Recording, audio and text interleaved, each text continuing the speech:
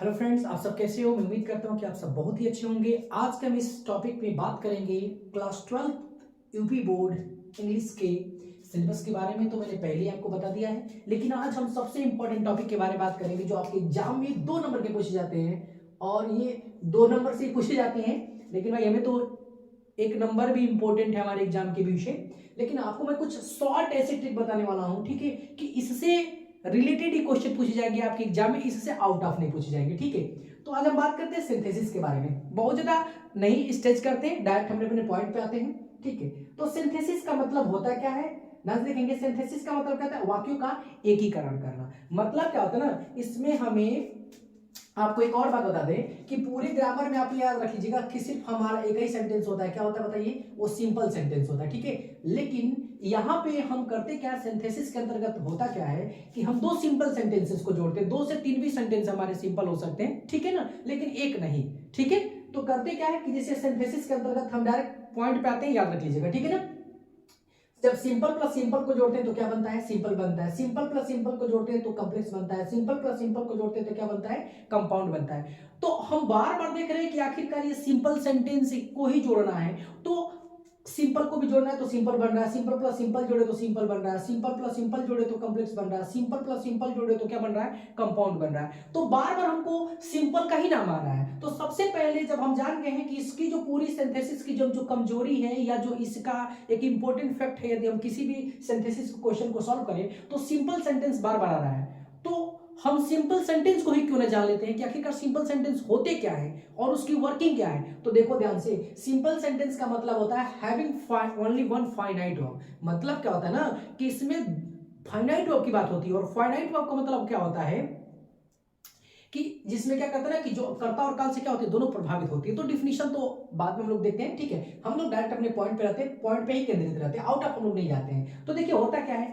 कि जब हम सिंथेसिस वाक्यों का एकीकरण करते हैं तो सिंपल सेंटेंस बनाएंगे तो केवल एक फाइनाइट वर्ब की जरूरत पड़ेगी। कॉम्प्लेक्स बनाएंगे तो वहां पे भी एक फाइनाइट वर्ब की जरूरत पड़ेगी। दूसरी पॉइंट बनाते हैं, यदि कंपाउंड बनाते हैं तो यहाँ पे भी कितने फाइनाइट की, एक फाइनाइट वर्ब की जरूरत पड़ती है। मतलब कुल मिला के कि एक सिंपल में एक फाइनाइट वर्ब, तो एक फिर दूसरे सिंपल में भी एक फाइनाइट वर्ब। मतलब कुल मिला के कि जब 2 सिंपल सेंटेंस को जोड़ेंगे तो कितनी फाइनाइट वर्ब, 2 फाइनाइट वर्ब, है ना।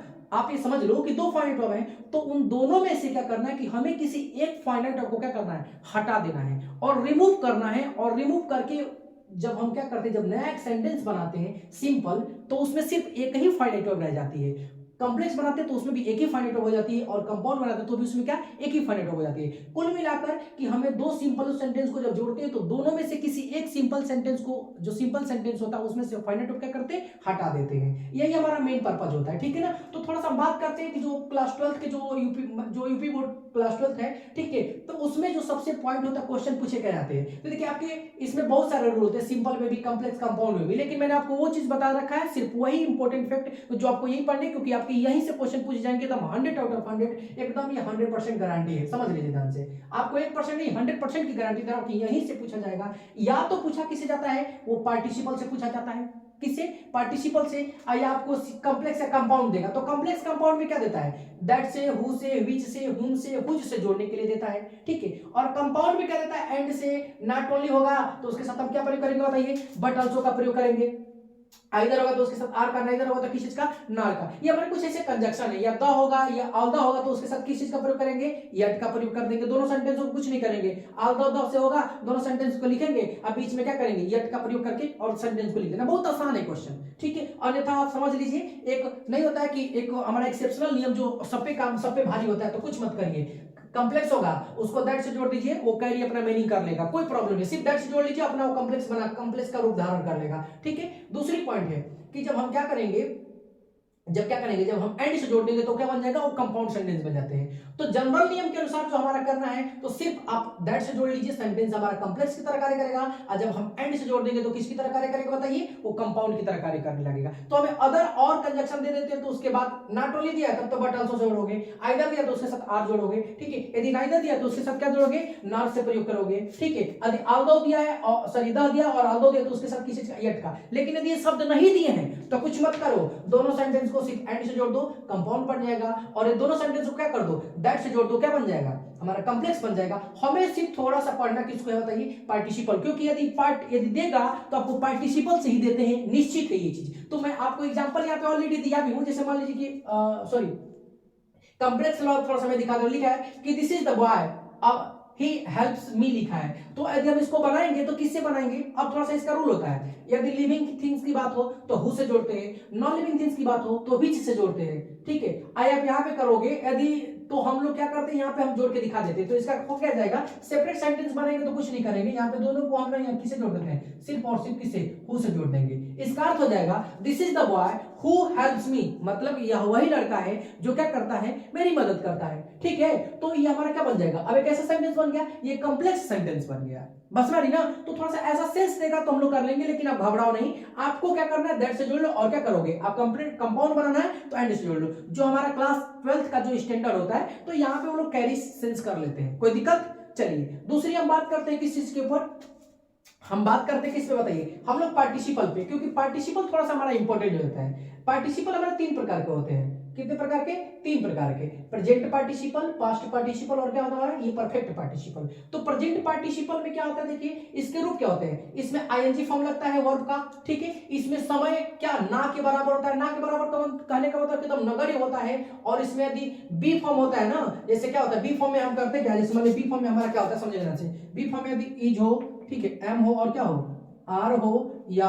वाज हो, और क्या हमारा ये वर हो, तो इसके स्थान पे हम किस चीज का प्रयोग करते हैं, बीइंग का प्रयोग कर देते हैं। कब, जब हम इसका सिंपल और सिंपल को जोड़ कर क्या करते हैं, जब हम सिंपल बनाते हैं तो उसके स्थान पे प्रयोग कर देते हैं, ठीक है ना। बनाने का तरीका आपको हम दिखा देते हैं, जैसे लिखा है, एग्जांपल हमने यहाँ पे दिया है कि ही जंप्ड अप, ही रन अवे। अब देखिए एक सबसे इंपॉर्टेंट पॉइंट पार्टिसिपल का, प्रेजेंट पार्टिसिपल में दोनों सेंटेंस एक ही व्यक्ति के बारे में एक्सप्लेन होते हैं। प्रेजेंट में जो दोनों सब्जेक्ट होता है ना, सिंपल जो होते हैं, पहला जो सिंपल सेंटेंस है, ये एक सेंटेंस हमारा पहला हो गया, और क्या हो गया दूसरा, तो इसमें जो दोनों सब्जेक्ट होते हैं ना वो एक ही व्यक्ति के लिए होते हैं, ठीक है, बस रही। लेकिन अभी यही चीज मैं कह दूं किसके बारे में, ये पास्ट पार्टिसिपल में, तो दोनों सेंटेंस ना एक मतलब कि दोनों अलग अलग सेंटेंस होते हैं, दोनों अलग अलग व्यक्तियों के बारे में होते हैं, ठीक है। और ऑलरेडी मैं यहाँ पे थोड़ा सा आपको मेंशन किया हूं, देखो प्रेजेंट पार्टिसिपल में इक्वल होते हैं, मतलब क्या सब्जेक्ट, अब पास्ट पार्टिसिपल में डज नॉट इक्वल क्या सेंटेंस, मतलब कि जो व्यक्तियों के बारे में बात की जाती है। अब परफेक्ट में भी क्या होते हैं हमारे, इक्वल होते हैं, मतलब कि जो यदि मैं काम कर रहा हूं तो मैं ही जाऊंगा। फिर इसमें क्या कर रहा है, प्रेजेंट में क्या होता है कि यदि मैं काम कर रहा हूं तो मैं ही जाऊंगा, लेकिन इसमें क्या, यदि मैं काम कर रहा हूं तो कोई और जाएगा, मतलब समझ गए ना, उदाहरण के रूप में। तो देखो ध्यान से यहाँ पे हम बता दे रहे हैं एग्जाम्पल, ही जम्प्ड अप ही रैन अवे। अब पूछोगे कि सर यहाँ पे ये बताइए कि हम किसको नॉन फाइनाइट का या फाइनाइट का रूप दे, मतलब हमको दोनों में फाइनाइट वर्ब है ना, दोनों फाइनाइट वर्ब, इसमें जम्प्ड है और इसमें क्या है, रैन है। तो हमें क्या करना है कि किसी एक को मतलब कि क्या नॉन फाइनाइट से हटाने, मतलब कि फाइनाइट को क्या करना है, हट रिमूव करना है।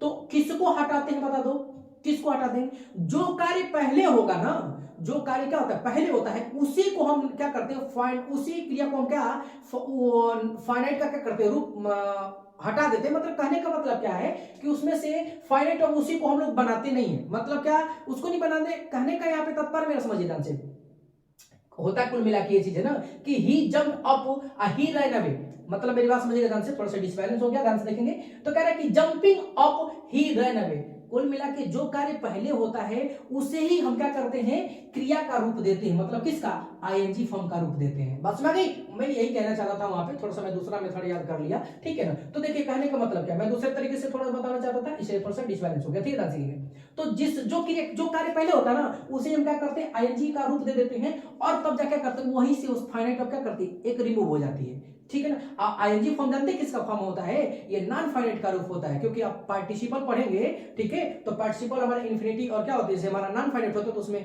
पार्टिसिपल इन्फिनिटी जीरंड और क्या होते हैं हमारे, ये पार्टिसिपल उसी का फॉर्म होता है, समझ लीजिए। तो उसमें हमारे 30 ऑलरेडी पार्टिसिपल हम पढ़ भी रहे हैं, देख भी रहे हैं, तो क्या हो जाएगा, जंपिंग अप ही रैन अवे। अब इसमें समय का, अब बताइए जैसे वो कूदा, अब कूदने के तुम तुरंत बाद भागे, कंडीशन क्या होगी, मान लो भाई किसी का कोई सामान चोरी कर रहा हो, चाहे कभी कुछ यदि कहीं दीवार पे चढ़ाओ, ठीक है, वहां से कूदनेगा, कूदने के बाद यदि कोई पीछे से यदि उसका चेस कर रहा है तो वहां पे रुकेगा नहीं कि देख रहा है, कूदने के बाद तुरंत वहां से क्या करेगा, भागेगा। मतलब इसमें जो समय की बात है ना एकदम नगण्य के बराबर है, उसमें थोड़ा सा भी समय एक्सपेंडिंग नहीं है, समझ लीजिए, ठीक है। दूसरी पॉइंट कह रहा है क्या, ये तो हमारा पहला हो गया। हाँ, अब पास्ट पार्टिसिपल में क्या करेगा वो, पास्ट पार्टिसिपल में इसमें लिख रहा है कि इसमें क्या डज नॉट इक्वल, मतलब क्या है कि इसमें जो हमारा समय होगा ना, जो समय की जो बात कर रहे हैं किस चीज के बारे में, मतलब इसमें समय की बात कर रहे हैं तो इसमें अधिक होगा किससे, प्रेजेंट पार्टिसिपल से, लेकिन इसमें वर्ब का कौन सा फॉर्म लगेगा, थर्ड फॉर्म लगेगा। यहाँ पे देखिए मैंने बताया क्या, आई सा a soldier he was wounded, मतलब क्या, देखा मैं, घायल घायल क्या था कोई और, मैं बताया कि इसमें सब्जेक्ट दोनों हमारे अलग होते हैं। बनाने का तरीका क्या करेंगे ध्यान से देखिएगा, मैंने भी बताया था कि जो कार्य पहले होता है उसी हम क्या करते हैं, वर्ब का रूप देते हैं। क्या लिखा, सॉरी इसमें नहीं करते हैं, उसे रूप नहीं देते हम, जो कार्य बाद में होता है ना, जो दूसरा होता है ना, उसको हम क्या करते हैं, वर्ब का थर्ड फॉर्म का रूप क्या करते हैं, देते हैं। तो यहां पे हम देख लेंगे क्या करते हैं कि आई सा अ वुंडेड, ठीक है ना, सोल्जर, मैंने क्या किया, SOL, यहाँ पे देखना, यहाँ पे मैंने स्पेलिंग छोड़ी हुई है, ठीक है ना, SOL और DIER, समझ लीजिए ध्यान से क्या हो जाएगा, आई सा अ वुंडेड सोल्जर, मैंने एक क्या, घायल व्यक्ति को क्या किया, देखा, मतलब एक घायल सिपाही को देखा। कुल मिलाकर ये चीज है कि यहाँ पे हम बनाएंगे किसे, इसमें हम वर्ब का कौन सा फॉर्म देंगे, थर्ड फॉर्म देंगे, और इसमें जो समय की जो बात होती है वो कितने क्या होती है, थोड़ा सा प्रेजेंट पार्टिसिपल से अधिक होता है। ओके, दूसरी पॉइंट कर रहा है कि परफेक्ट पार्टिसिपल, ये तो बहुत ही आसान है। परफेक्ट पार्टिसिपल होता क्या ना, इसमें हैविंग और प्लस थर्ड फॉर्म लगाते हैं, और जो दूसरा सेंटेंस होता है उसको हम क्या कर देते हैं, वैसे ही सेम टू सेम लिख देते हैं। जैसे लिखा है,